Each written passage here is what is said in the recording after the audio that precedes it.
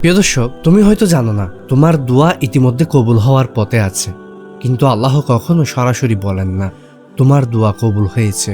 কিন্তু তিনি কিছু নিশানা দেখান যাতে বুদ্ধিমানরাই বুঝে নেয়।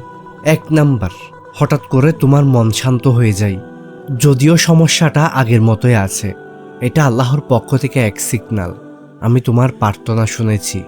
2 নাম্বার, তুমি এমন কিছু কাজের দিকে আগ্রহী হয়ে যাও যা আগে কখনো ভাবনি, যেমন নামাজ, তাওবা বা সাদকা।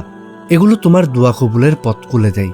3 নাম্বার, তুমি এমন কিছু হারাও যেটা তুমি খুব ভালোবাসো, কারণ আল্লাহ একটা ভালো জিনিস দিতে চাইলে আগে অপ্রয়োজনীয় জিনিস সরিয়ে নেন।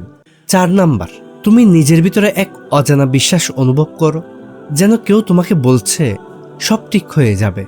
সেটাই আল্লাহর পক্ষ থেকে আশ্বাস। প্রিয় দর্শক, তুমি শুধু ধৈর্য ধরো। যে দোয়া আল্লাহর কাছে পৌঁছেছে তা কবুল হওয়া শুধু সময়ের ব্যাপার।